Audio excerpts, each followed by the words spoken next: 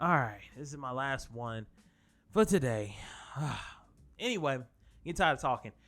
All right, welcome back to Methough. This is episode 7, where I'm going to be talking about Star Wars Episode 3, Revenge of the Sith. And, yeah, man, let's just go straight into it. So, Revenge of the Sith. This has always been my favorite one. Always been my favorite out of the prequels. And it still is. After watching the prequels over again, it's too good. I'm sorry. I feel like George Lucas really found his stride with this one. Because everything that to me the other two lacked or kind of fell flat in, this one did it better. Outside of the romance, I will say that. Outside of the romance, that romance is still fucking trash. And I brung up how I would alter it in that movie, the romance between Padme and Anakin, which is gonna continue here and end here because, you know, of course, Padme dies and all that bullshit. But you get my point. Outside of the romance part, to me, everything else was done better in this movie. The CG is 10 times better in this movie. Everything to me, outside of the race shield part, like after they killed Dooku and they got Palpatine and they're running and they get caught by the race shield. Outside of that part, everything holds up. General Grievous still looks good. The opening sequence went in this little spaceships and they're flying and the buzz droids and all of that shit. Just that whole opening sequence still looks good. Of course the battle on Mustafar still holds up. Just a lot of this movie holds up. The battle between Grievous and not battles, but the CG. The battle between Grievous and Obi-Wan, that still holds up. Just a lot of this CG in this movie holds up. There are some parts that look a bit wonky, like the one that I really saw that really kind of caught me, and I was like, ooh, like the race shield part. Was when after Obi-Wan kills Grievous and he goes and talks to Commander Cody, and before he runs off on his little whatever that alien thing was, and Cody hands him his lightsaber. If you look at Commander Cody's head, it has that Iron Man effect where like it's floating because it's not really there, and it's like they just like sort of like, I guess you could say like rotoscoped his head to it, or like, you know, I'm trying to figure out the proper term. I can't think of like how it is, but you can clearly tell it's CG. Like you could tell that the head is not really there where the body's at. So it's just like kind of weird and kind of floaty and unnatural. And then like the background looks very flat for some reason. I don't understand that with all the technology that you had at the time. You know, you pretty sure you could have done a little bit better. But if you've seen that scene or at least looked that part up, you'll kind of see what I'm talking about. The background looks very flat. It looks like the stormtroopers look flat as well. Like they don't even really mesh well with the background. Like it just looks weird. But those are like the only two sequences or two scenes out of that entire movie that I thought was bad, was the race shield and that. The rest of it it looks fucking good, man. It really does. So that's the first thing that I noticed about this movie and that I loved about it, is that, to this day, this movie still holds up. But the second thing is that the dynamic, or not dynamic, better yet, the relationship between Obi-Wan and Anakin, I really enjoy in this movie. Like I say, episode 2 is kind of setting the foundation for that relationship. The Clone Wars television show really laid it out, despite how short it may have been, laid out their relationship. But this one, I love the friendly banter. I love the relationship between Obi-Wan and Anakin because it makes the ending that much more heartbreaking when you have to see them go at it with one another. So that was another thing I really enjoyed. The battles. The battles are fucking dope in this movie. The opening one, like I said, just them with the spaceships, is really fucking fun. With Count Dooku, how Anakin fights Count Dooku and all the shit that happens with that, really fucking dope. The General Grievous one has always been my favorite, even though I think it's kind of funny that now all he is known for is like the spinning lightsaber thing. Like they don't ever try to refer to what he did in because I'm gonna have to say but I don't mean the Clone Wars, the 3D one. I actually mean Star Wars Clone Wars. But it's kind of hard because you have to say the. But they never refer to any of the shit that he did in the Clone Wars series, the 2D one, not Star Wars the Clone Wars, the 3D one. I'm just talking about Star Wars Clone Wars. But I had to use the in there, unfortunately. But that battle was really fucking good, you know, even though most of his time was just him spinning the fucking lightsabers going, I can't replicate the fucking noise, but y'all know what I'm talking about. Him just spinning the goddamn lightsaber, just going, I can't fucking do it. I don't know why I'm trying to do it, but you get my point. But that battle's still cool, man. It's still fucking good. And then, of course, the final battle between Anakin and Obi-Wan. That battle is just, there's no other way to put it. It's just good. It's just good. The simple fact that Ewan McGregor and Hayden Christensen took the time to really sit down and learn that final battle, because you can look it up behind the scenes, is fucking amazing.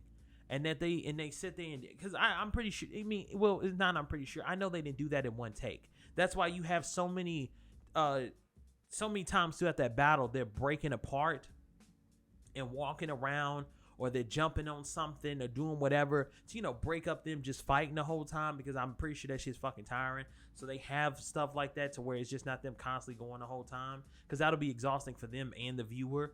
But the simple fact that they went and took their time to learn that, and they was actually doing that shit, I gotta give them mad props for that. The only battle that I don't like throughout this movie, and this is actually another one where it looks really, really funky, is between Mace Windu and Palpatine.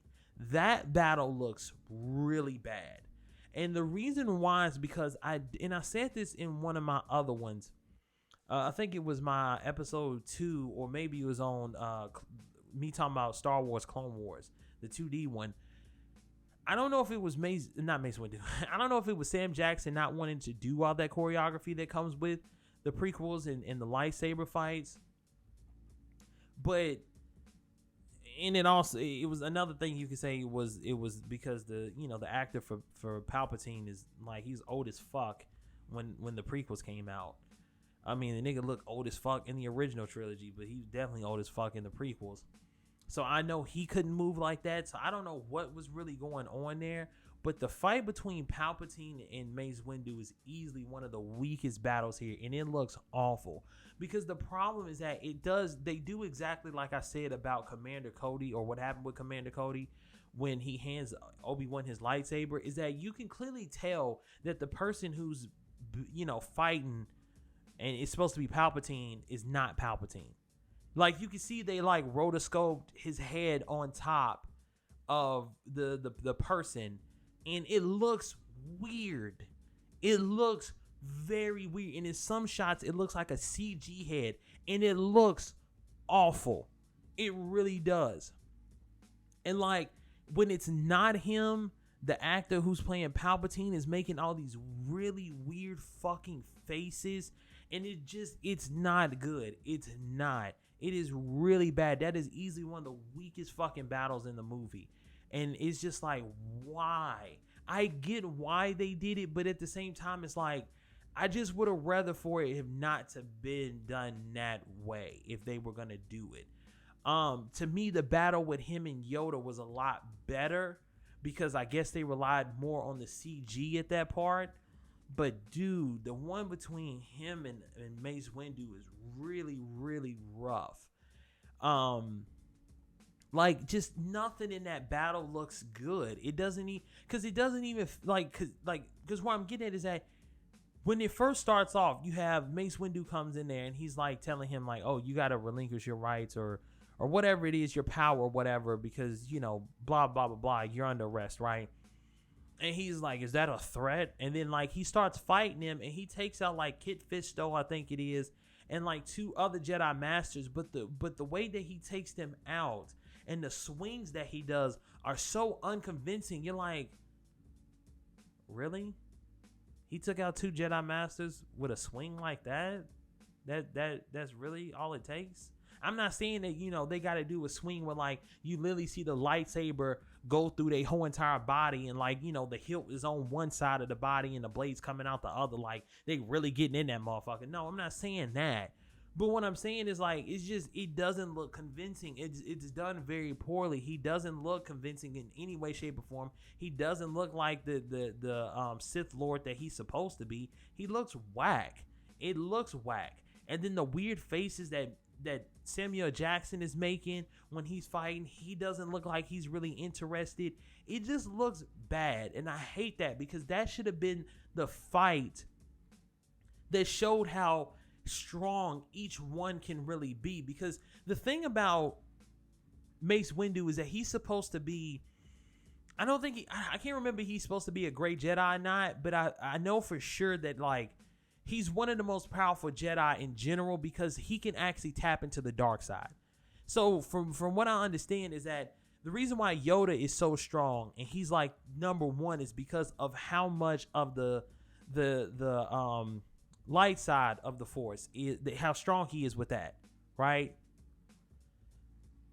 Mace Windu, on the other hand, he's strong because he can tap into the light and dark side of the Force. So that's why he's so far up there. And to me, they should have really showed that, which they kind of did when Palpatine was using like his lightning, and he was just pretty much like, nigga, that don't affect me, and he just kept on getting closer and closer with it. Like, you think that shit's really gonna hurt me? So I guess that you could kind of say that's what that was supposed to be, but to me, that battle should have really been like a really big battle. And I get why they didn't, because at the end of the day, the big battle is supposed to be reserved for Anakin versus Obi-Wan. But to me, that could have been done on a different level, because Anakin and Obi-Wan are not on their level. They're on a completely different level. I would say levels below them. So if you got Mace Windu, who is this very powerful person who could tap into the light and the dark side, and you have Sidious, who's supposed to be a Sith Lord, and he's like the strongest when it comes to the dark side, why not show that? Why not show their abilities and how good they can be, or how strong they are with the sides of the Force that they have? And then Mace Windu being able to tap into that. How cool would it have been if Mace Windu used I said Windu. If Mace, well, I mean, that's his name. I thought I said Window, but anyway, you get my point. If Mace Windu, I'm gonna say Window. If Mace Windu would have used lightning as well or some shit. Like, I'm just saying, like, I don't know. I'm just saying, like, to me, there's so many things they could have done with that. And to me, it was just very disappointing, because that would have been dope. If, like, you know, Lord Sidious is talking his shit, and he's like, I can use the dark side of the Force. No Jedi can beat me. And then Mace Windu's like, nigga, you're not the only one that can use the dark side of the Force.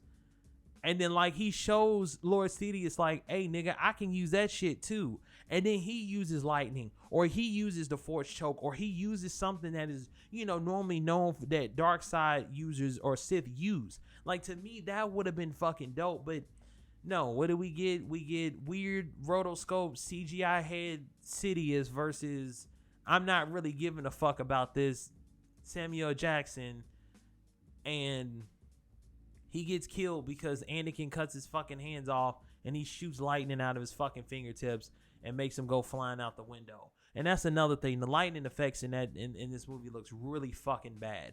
I mean, extremely bad too. Like, I'm like, come on, dude, y'all really couldn't get something better than that? It looks awful.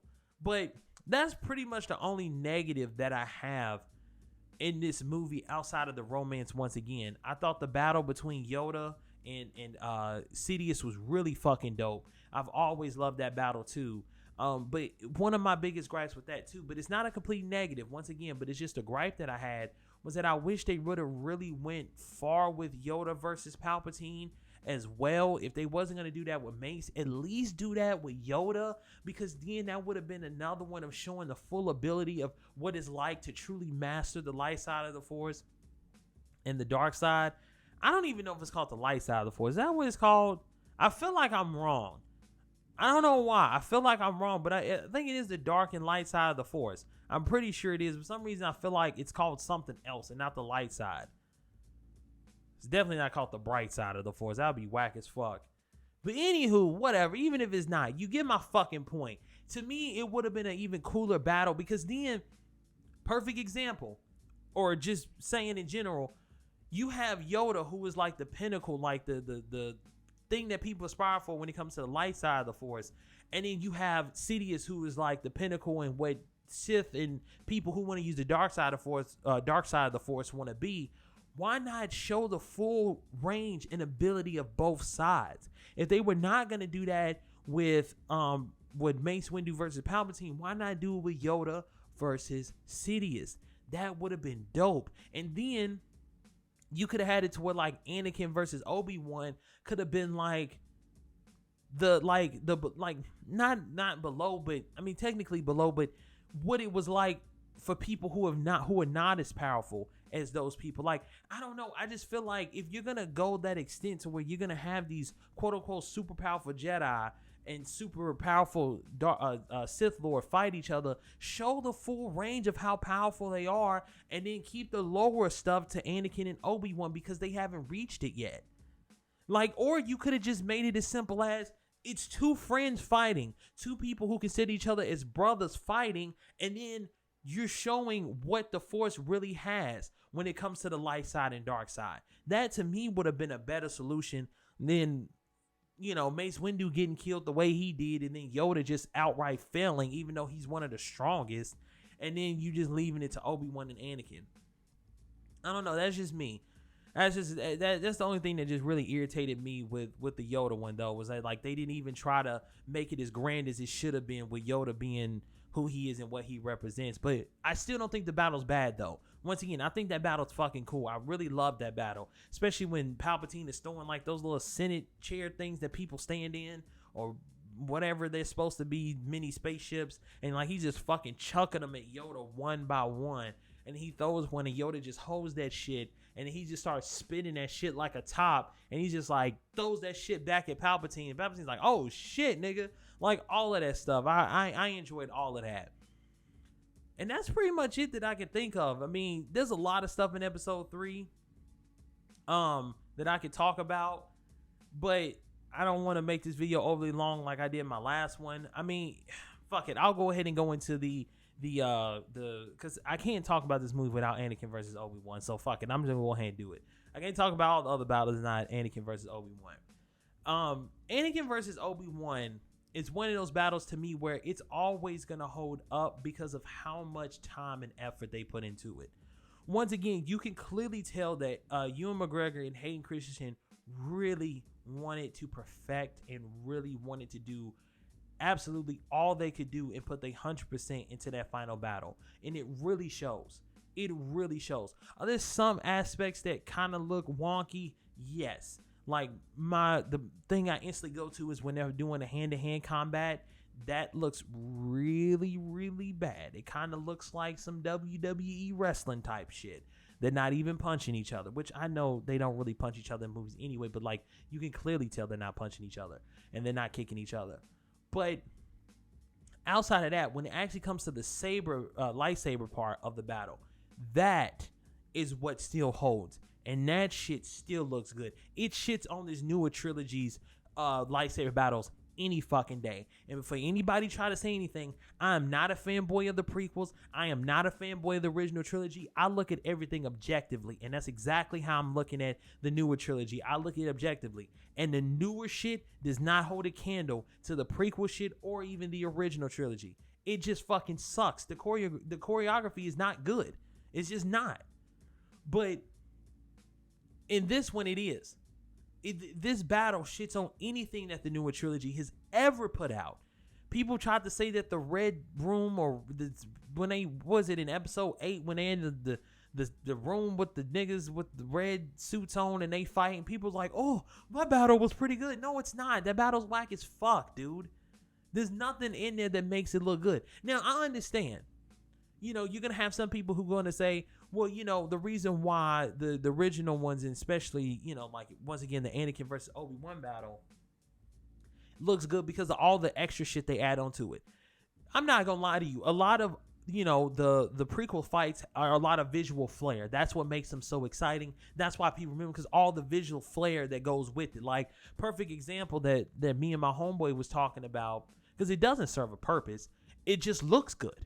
And it's fucking cool, but it doesn't serve a purpose. It is stupid, but it just looks cool. Is when Anakin and Obi-Wan are fighting, and they're in that room, and they start like fucking doing that weird shit where they're like spinning the fucking lightsaber, whatever it is, like it's nunchucks, and they're just like boom, boom, boom, boom, boom, boom, boom, and then they just fucking collide. Yes, that shit made no sense. What was the point of that? Nobody fucking knows. I mean, I've heard some people say that it's like to show how much they know each other. And especially because, you know, Obi-Wan taught Anakin everything, so he pretty much knows his moves and vice versa. That was the point of that. But in the middle of the battle, it was really no purpose of doing it. But it looks cool though. It has a lot of visual flair. But even outside of the visual flair, it just the combat, it's more fluent and it feels pretty natural to me, at least, to a certain extent, especially when you have two fucking beams that can collide off each other. A lot of the shit they doing to me feels very natural. Which once again, this new trilogy doesn't have. This shit's just whack. But anyway, we're not talking about them yet. We'll get to them in a minute or eventually. But this battle, man, it's so fucking good. I just love every aspect of it because you really get the sense of how much Anakin's mind has been warped and manipulated, that he think that he is so good, that he is so powerful, that because he is the quote unquote chosen one, that he can slay anybody and everybody at any time.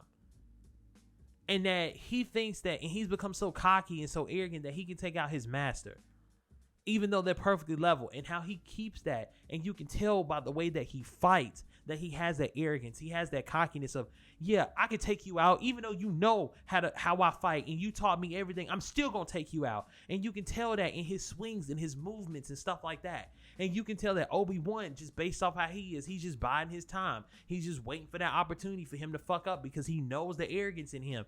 It's good, man. It's really fucking good. It holds up very, very well. That last sequence is what you really need. To be real with you, you can just watch that shit and be good. That shit, that's it. Just that shit right there. You don't need nothing else. Just that ending sequence, and you all good. My throat is fucking dry as hell right now. But last but not least, I'm gonna go ahead and get into my negatives. Or my big negative with this movie, and that's once again the romance between Padme and Anakin. It's so bad in this movie too. It's so fucking bad. And I can't believe I forgot about Order 66. I just not thought about that. Order 66 is really fucking good too. But I'm not going to go into that because, like I said, my throat's dry and I don't want to make this video overly long. The romance between Padme and Anakin is so fucking bad because the shitty part about it is, like I said, that happened in episode 2. Because it was so ham-fisted and it was so rushed. They didn't really give these characters time to develop and have a natural like affection for one another. And you can tell in this movie, because anybody who's fucking sane will understand that Anakin is fucking crazy. Well, first of all, him going to slaughtering the whole village of people, that's already crazy enough. But cool, let's look past that. A lot of the shit that he says in this movie, anybody with a fucking brain would have been like, okay, nigga, you are fucking crazy. I am leaving. But because for the movie, they have to get together in order to have Luke and Leia, it doesn't really make sense for her to ever say, hey, Anakin, you're starting to sound fucking crazy. You're starting to sound like a psychopath. You're starting to sound like a fucking killer. Let me leave your ass. A lot of the decisions that are made by her makes no sense.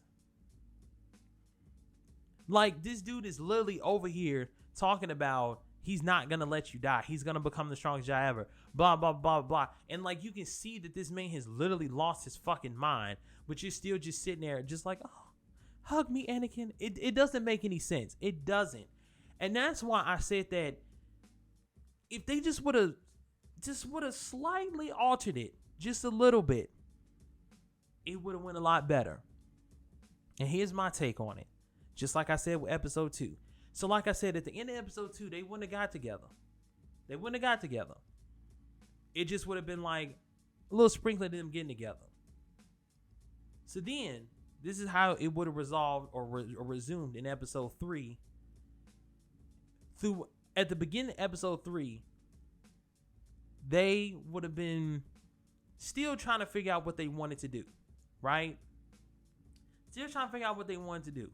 They're still talking to each other, still going out on dates, stuff like that. Still trying to figure out if they want to be an item, just still trying to get a feel for each other. But then throughout the movie, Anakin starts to have those visions of Padme dying. Right? But he doesn't know how. He just knows that Padme is going to die. So what he does is that he starts, just like in the movie, because once again, I'm just saying slight alterations. He starts to get closer to her, right?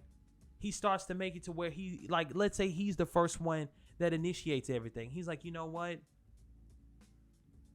I don't want to, you can even go to that extent. It's like, oh, I don't want to live without you, blah, blah, blah, blah. Let's get together, blah, blah, blah, blah. I can't say verbatim what it's going to be because I haven't, like, written it out or anything, but you get my point.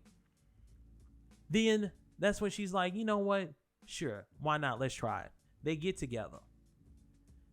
Of course, they got to have Luke and Leia. So, they have their little romantic moment. They start fucking. He doesn't know that she's having kids or that she's pregnant, better yet, right? Now, I understand that there could be a bit of a problem here because you got to understand it takes 9 months for a baby to develop. I get that. So maybe somewhere you can introduce a time skip. Somewhere in there you can introduce a time skip. But where I'm getting at is that overall, where I'm getting at is that the transition of Anakin, because remember, all of this is solely based off him trying to save Padme, right? That's the whole point of him transitioning over to the dark side, was him trying to save Padme.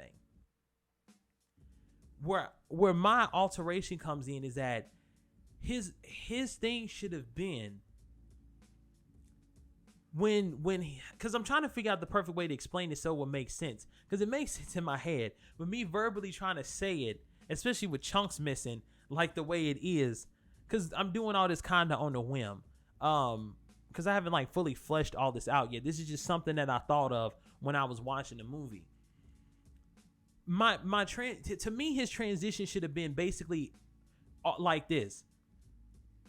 You know how Chancellor Palpatine was, like, telling him that, oh, I can, help you save Padme, or if you learn the dark side or whatever, you can even stop the ones that you love from dying, right? To me, what should happen was to make his full transition to the dark side, especially with him not already trusting the Jedi, it should have went something like this. And that's why I said just bear with me, because I haven't really fully fleshed out. But to me, this is just like the better route they could have went.